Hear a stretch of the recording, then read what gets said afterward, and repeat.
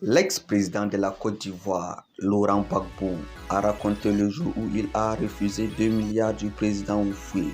Laurent Gbagbo, j'ai refusé 2 milliards de francs CFA de la part de Houphouët Boigny.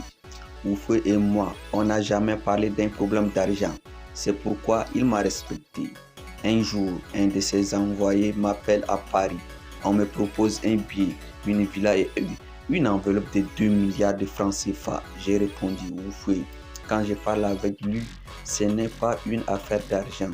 Il m'a dit, tu n'as rien compris. Moi, j'ai ma part dedans. Si tu acceptes, j'ai 10% dedans. Si tu veux, on rentre et le lendemain, tu reviens. Et j'ai refusé. Je devais y aller. Il était 1 heure. Il n'y avait pas de bus et de métro. À la fin du repas, je lui ai demandé s'il pouvait me donner quelque chose pour prendre le taxi. Il m'a dit, j'ai vu des couillons, mais un couillon comme toi, a lâché l'ex-président Laurent Gbagbo. Cette déclaration a suscité diverses réactions sur les réseaux sociaux.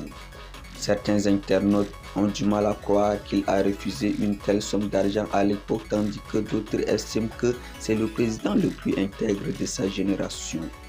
Seulement, les incompétents ne peuvent pas croire et c'est comme ça que l'Afrique est en retard parce que pour de l'argent, certains Africains ont tué leurs frères. La réaction des gens d'en haut ne m'étonne même pas. Le seul président incorruptible, il n'est pas esclave de l'argent. C'est pour tout ça que la France a tout fait pour le chasser de la tête de notre pays. Car la France a besoin de placer ses pions à qui il paierait des miettes d'argent pour les manipuler au détriment de l'intérêt de leur peuple qu'ils sont censés servir. Le plus gros mal de l'Afrique, ce sont les Africains qui, au lieu de défendre les terres de nos ancêtres, acceptent en âme et conscience de brimer leur peuple en servant les intérêts des impérialistes. Il faut qu'il y ait un sursaut panafricain et qu'on boute hors de notre continent tous ces valets locaux. J'ai lu les commentaires et j'ai compris qu'il y a plein de commentateurs qui sont politiquement et stratégiquement nuls.